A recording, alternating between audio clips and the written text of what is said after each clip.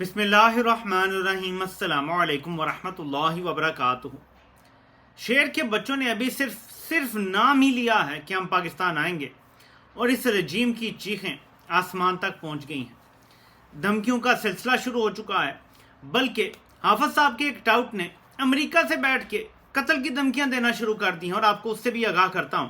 لیکن پہلے ہم ذرا یہ دیکھتے ہیں رانا ثناءاللہ کا بیان۔ عمران خان کے بیٹے پاکستان آ کر تحریک میں شامل ہوئے تو گرفتار ہوں گے۔ اب پاکستانی جو بیچارے کمزور ہیں، جن کے لیے کوئی جائے پناہ نہیں چھوڑی گئی، ان پر تو الزام لگا کے ان کو تن بھی دیا جاتا ہے، قتل بھی کر دیا جاتا ہے۔ عالمی طاقتیں مکمل خاموش ہیں، لیکن عمران خان کے بچے ان کے لیے آسان گاجریں ثابت نہیں ہوں گی۔ کیا بتائیں گے عالمی اسٹیبلشمنٹ کو کہ ہتھیار اٹھا کے آ گئے تھے برطانیہ سے اپنے باپ کو رہا کروانے؟ کیا جھوٹ بولیں گے؟ اس لیے گھبرا گئے ہیں، ٹانگیں کانپنا شروع ہو گئی ہیں کہ اگر وہ آ گئے تو ظاہر ہے کہ ہائی پروفائل انٹری ہوگی، عالمی میڈیا کی توجہ آنا شروع ہو جائے گی، اور ہم کیسے چھپائیں گے اپنی اٹروسٹیز کو جو ہم کر رہے ہیں، جو عمران خان کے ساتھ رویہ ہے، جو بشرا بی بی کے ساتھ رویہ ہے ہمارا، جس طرح سے ہم کریک ڈاؤن کرتے ہیں عوام کے اوپر، جس طرح سے ہم نے جمہوریت کو کچل دیا، جس طرح سے ہم نے عدلیہ کو کچل دیا، یہ ہر چیز ہائی لائٹ ہونا شروع ہو جائے گی تو ان کی ٹانگیں کانپنا شروع ہو گئی ہیں۔ میں سمجھتا ہوں یہ بہت اچھا فیصلہ ہے جو کم از کم بتایا گیا ہے، اعلان کیا گیا ہے۔ اس کے بعد ظاہر ہے کہ سٹیجز ہیں اس کی، پی ٹی آئی کے اندر بھی اس سے ہلچل شروع ہوئی ہے۔ وہ سمجھ گئے ہیں کہ عمران خان کے بیٹے میدان میں آ گئے تو پھر جو یہاں موجود قیادت ہے، عمران خان نے اس کو یوں کر کے فارغ کر دینا ہے کہ اگر ضرورت میرے بیٹوں کی پڑ گئی ہے جن کا سیاست سے کوئی تعلق نہیں ہے، اور نہ انہوں نے بعد میں سیاست کرنی ہے، وہ صرف اپنے باپ کے لیے پریشان ہیں، اس لیے میدان میں آ رہے ہیں، جس کا کوئی موروثی سیاست سے تعلق نہیں ہے، کیونکہ نہ انہوں نے کوئی عہدہ لینا ہے، نہ انہوں نے سیاسی پوزیشن لینی ہے، نہ انہوں نے پارٹی کا کنٹرول سنبھالنا ہے، تو پھر عمران خان کا ظاہر موڈ پھر کیسا ہوگا یہ سمجھنا بالکل بھی مشکل نہیں ہے۔ کیونکہ یہ خاندان، اس میں سے آپ کو بشرا بی بی نظر آ رہی ہیں، عمران خان ہیں، حسان نیازی ہیں، یہ تین لوگ بدترین جیل کاٹ رہے ہیں۔ دو بہنیں ہیں، اس میں سے بھی جیل بھیجی جا چکی ہیں، اور اب بیٹے رہ گئے ہیں تو بیٹے بھی کہتے ہیں کہ ہم بھی آ کے تیار ہیں ہر قسم کی سٹرگل کرنے کے لیے۔ آپ کو پتا ہے کہ آج سے صرف کچھ ماہ پہلے تک چلے جائیں تو نون لیگیوں کے اور فوجیت جو اکاؤنٹ ہیں، جو 5th جنریشن واریر خود کو کہتے ہیں، آن نیٹ ورک کے جو اکاؤنٹس ہیں، وہ عمران خان کو ایک تانا دیتے ہیں کہ تم بچے مرواتے ہو قوم کے، اور تمہارے بچے لندن میں بیٹھے ہیں، وہ کیوں نہیں آتے؟ یہ تانا دیتے رہے۔ اب جب بچوں نے آنے کا اعلان کیا تو آپ کہتے ہیں کہ یہ تو موروثیت ہے۔ وہ جو سریام ننگا ہوا کھڑا ہے وہ ہر ایسی چیز پر کوئی نہ کوئی بونگی مار دیتا ہے۔ میں تو حیران ہوں کہ کمپنی نے اپنے سارے اثاثے بے نقاب کر دی ہیں، سارے اثاثے۔ پی ٹی آئی کے اندر جو اثاثے ہیں، بچے کو پتا ہے کون سے اثاثے ہیں۔ سریام اثاثے جو ہیں وہ بھی سب کو پتا چل گئے ہیں، جو چھپے ہوئے اثاثے تھے وہ بھی سب کو پتا چل گئے ہیں۔ عمران خان اتنی بڑی بلا ثابت ہوا ہے کمپنی کے لیے کہ کمپنی کو اپنے سارے اثاثے ظاہر کر کے حملہ کرنا پڑا، پھر بھی کمپنی کامیاب نہیں ہو پا رہی۔ ایک بات ذہن میں رکھیے گا کہ 7.5 لاکھ بندوقوں کی نوک پر اگر آپ نے کسی کو دبایا ہو، اگر وہ بندہ سرنڈر نہ کرے تو آپ کی یہ شکست ہے، آپ کی یہ ناکامی ہے۔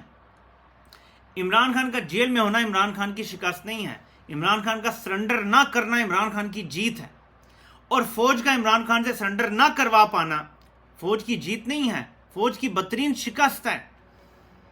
سمجھ رہے ہیں آپ؟ تو اس وقت عمران خان بڑے ہائی مورل گراؤنڈ پہ کھڑے ہیں۔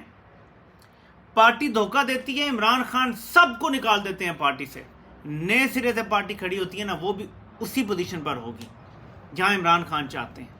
کوئی فرق نہیں پڑے گا، جس طرح اسد عمر چلے گئے، فواد چودھری چلے گئے، پرویز خٹک چلے گئے، عمران اسماعیل چلے گئے، علی زیدی چلے گئے، فاروق حبیب چلے گئے، جتنے چلے گئے آپ کے سامنے، کیا فرق پڑا عمران خان کی صحت پہ رائی برابر فرق نہیں پڑا، کیونکہ عمران خان کا نظریہ بڑا ہو چکا ہے، پارٹی چھوٹی رہ گئی ہے، اور جب نظریہ اتنا بڑا ہو جاتا ہے تو پھر جو بھی آ جائے پارٹی میں وہ نظریے کے ساتھ کھڑا ہو جاتا ہے، اور نظریے کے ساتھ اس کی اڑان بھی اونچی ہو جاتی ہے۔ تو میرے پاکستانیوں کی ان کے لیے بڑی پریشان کن صورتحال ہے۔ لیکن جو اصل چیز ہے جس پہ میں بات کرنا چاہتا ہوں وہ وہی ہے جس کی طرف میں آپ کی توجہ دلانا چاہتا ہوں۔ بزنس ریکارڈر نے آج اداریہ کیا ہے، اور اس میں انہوں نے حیران کن فگرز دی ہیں۔ وہ کہتے ہیں ایک اور مہینہ اور 60,000 پاکستانی پاکستان چھوڑ کے چلے گئے ہیں ایک مہینے میں۔ یہ کہتے ہیں ایک نیا ریکارڈ ہے کسی بھی مہینے کے لیے ایک مہینے میں 60,000 پاکستانیوں کا ہجرت کر جانا یہ ریکارڈ ہے۔ گزشتہ صرف 5 مہینوں میں 2,85,000 لوگ ملک چھوڑ گئے ہیں۔ اگر ملک میں دودھ و شہد کی نہریں بہنا شروع ہو گئی ہیں جیسے فیلڈ مارشل دعوے کرتا ہے، جیسے اس کا اردلی دعوے کرتا ہے، تو اتنے زیادہ لوگ ملک سے باہر کیوں چلے گئے ہیں؟ یہ لوگ ڈنڈورا پیٹ رہے ہیں کہ ہماری ریمیٹنسز میں 27% اضافہ ہوا ہے۔ میں وجہ بتاتا ہوں۔ جب سے رجیم چینج آپریشن ہوا ہے تقریباً 30 سے 35% ہماری اوورسیز آبادی میں اضافہ ہوا ہے۔ اگر پہلے 90 لاکھ تھے تو اب 1,20,25 لاکھ ہو گئے ہیں، اور بہت سارے پروفیشنلز پاکستان چھوڑ گئے ہیں جو بہت ہائی انکم پہ باہر جابیں لی ہوں گی انہوں نے۔ اسی طرح عرب ممالک میں بھی وہ لوگ چلے گئے ہیں جو یہاں پہ بے روزگار تھے، یا جو بھی، وہ بہت سارے چلے گئے ہیں دل برداشتہ ہو کر۔ وہ پیسہ بھیج رہے ہیں اپنی فیملی کے لیے، صرف اس کی وجہ سے ریمیٹنسز زیادہ ہوئی ہیں۔ یہ کوئی فیلڈ مارشل پہ اعتماد کی وجہ سے نہیں ہے۔ جتنے لوگ اضافی گئے ہیں اس حساب سے ریمیٹنسز بڑھ گئی ہیں، لیکن اس سے ایک اور چیز پتہ چلتی ہے کہ سوائے ریمیٹنسز کے یہ ملک نہیں چل رہا۔ ریمیٹنسز بھی اس لیے کہ تاریخی طور پہ ہجرت ہوئی ہے پاکستان میں پچھلے 3 سالوں میں جس کی کوئی نظیر نہیں ملتی۔ ہجرت کب ہوتی ہے آپ مجھے بتائیں؟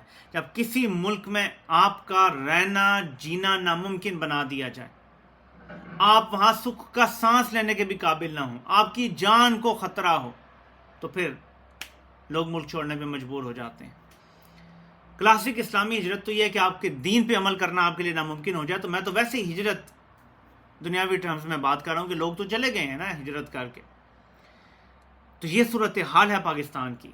آپ کو پتا ہے کہ بزنس ریکارڈر ہی دوبارہ فگر شیئر کر رہا ہے کہ ہماری خط غربت سے نیچے جو آبادی ہے 44% ہو گئی ہے، یعنی ہماری تقریباً آدھی آبادی خط غربت سے نیچے چلی گئی ہے۔ ہماری جو ان امپلائمنٹ ریٹ ہے تاریخ کی بلند ترین سطح پہ ہے، 22% بے روزگاری کا ریٹ ہے۔ کبھی تاریخ میں اتنا نہیں ہوا جتنا اب ہے، یعنی ہر چیز نیچے جا رہی ہے۔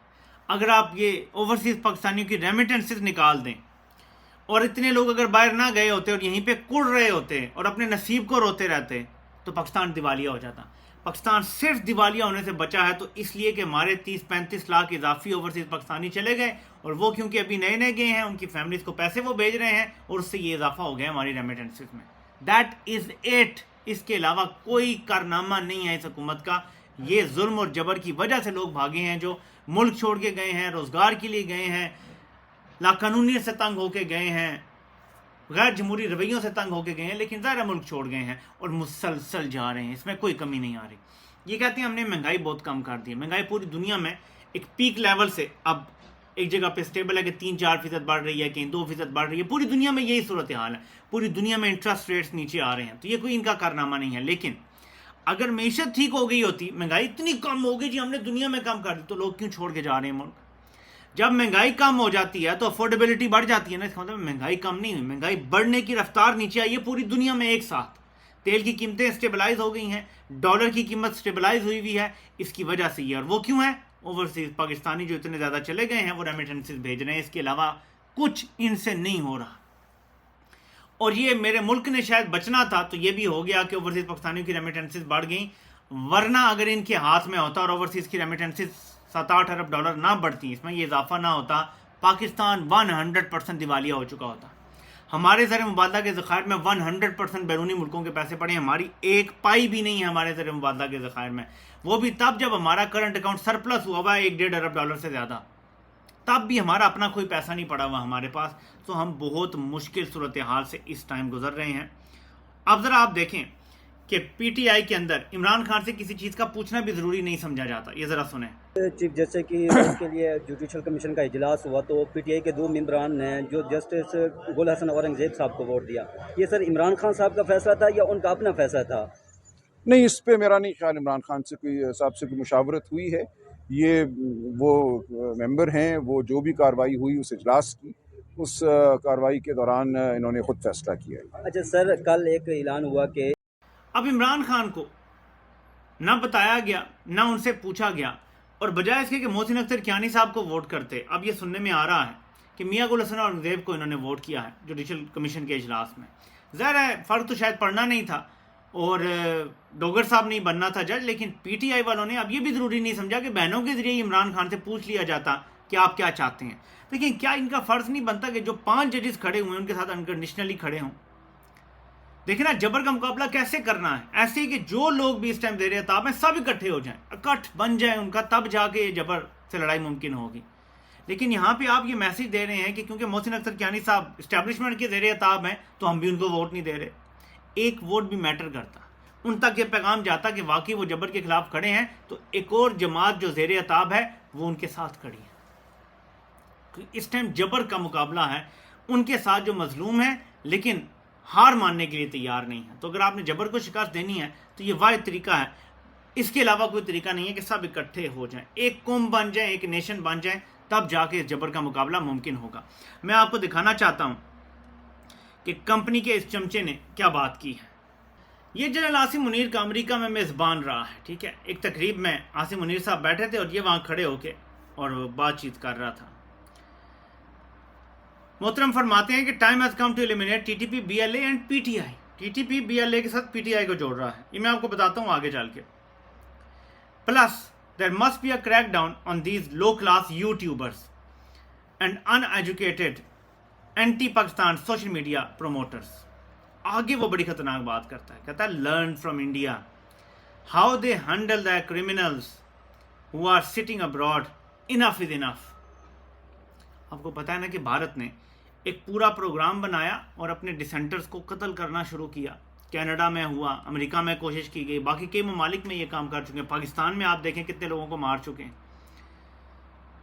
تو میرے پاکستانیوں یہ بڑی خطرناک صورتحال ہے کہ ایک بندہ جو عاصم منیر کا میزبان رہا ہے وہ امریکہ میں رہتا ہے اور وہ دھمکیاں دے رہا ہے کہ اوورسیز جو بیٹھے ہوئے ہیں یوٹیوبرز ہیں, ان لوگ ہیں, ان کو قتل کر دو, جس طرح انڈیا کرواتا رہا نا ڈسینٹرز کو, ایسے مروا دو ان کو. اب میں کیوں یہ سمجھ رہا ہوں کہ یہ بیان اس کا نہیں ہے بلکہ یہ سوچ حافظ صاحب کی ہے, فیلڈ مارشل صاحب کی, یہ سوچ ہے ان کی. ان کے بارے میں یہ بات مشہور ہے کہ وہ یہ سمجھتے ہیں کہ جو فوج کو ایبسولوٹلی مالک نہیں مانتا وہ واجب القتل ہے. یہ ان کی سوچ ہے, یہ ان کا نظریہ ہے, یہ ان کے بارے میں کہا جاتا ہے فیلڈ مارشل صاحب کے بارے میں. تو میں کیسے مان لوں کہ یہ اس بندے نے خود بات کی ہے؟ میرے خیال میں بول کوئی رہا ہے لیکن خیالات کسی اور کے ہیں, الفاظ کسی اور کے ہیں. اس لیے میں امریکہ میں خاص طور پہ جو بیٹھے لوگ ہیں, کیونکہ یہ بندہ امریکہ میں ہوتا ہے, ان سے کہوں گا کہ ایف بی آئی کو یہ رپورٹ کریں اور اس کی انویسٹیگیشن کروائیں کہ یہ کس قسم کی دھمکیاں دے رہا ہے لوگوں کو. یہ بالکل ٹرانس نیشنل ریپریشن ہے. اور خاص طور پہ آپ دیکھ لیں میرا چینل سب سے پہلے بند ہوا, احمد نورانی کا بند ہوا, اور اب باقی آپ کو پتا ہے کہ 26-27 نام آ گئے ہیں کہ ان کا بند کرنے کا یوٹیوب سے کہا گیا. ابھی ہوئے نہیں ہیں لیکن یوٹیوب نے کہا ہے کہ اگر آپ نے اس کے حوالے سے کچھ کیا نہ تو پھر ہم یک طرفہ فیصلہ لینے کے لیے مجبور ہوں گے. تو ایک طرف صاحب کو بند کیا جا رہا ہے, ایک طرف مارنے کی دھمکیاں دی جا رہی ہیں, وچ میکس می ونڈر کہ کیا کیا آگے انہوں نے کرنا ہے کہ انہیں خوف ہے کہ بولنے والی آوازیں موجود نہ ہوں. کیا ایسا کرنا ہے؟ 2-3 چیزیں ہیں اور میں خطرناک باتیں کرنے لگا ہوں. اسرائیل کو تسلیم کرنا تو اب زبان سے دیام ہے کہ وہ کرنا ہے اور یہ چاہتے ہیں تنقید نہ, لیکن عمران خان کے حوالے سے بھی کوئی ان کے خطرناک ارادے ہیں اور یہ چاہتے ہیں کہ ساری تنقیدی آوازیں پہلے بند ہو جائیں تاکہ ماس پبلک موومنٹ آرگنائز جو تنقیدی آوازیں مل کے بولتی ہیں, عوام سنتے ہیں, موٹیویٹ ہوتے ہیں, وہ اس کو بھی روکنا چاہتے ہیں. ایسا کیا کیا کرنے کا فیلڈ مارشل کا ارادہ ہے کہ وہ تمام تنقیدی آوازوں کو بند کرنا چاہتا ہے. اس پر تھوڑا نہیں زیادہ سوچئے گا کہ عوام کو حرکت کرنی پڑے گی, کیونکہ ہے جرم ضعیفی کی سزا مرگ مفاجات, یعنی کمزوری کی سزا موت ہے, بزدلی کی سزا موت ہے.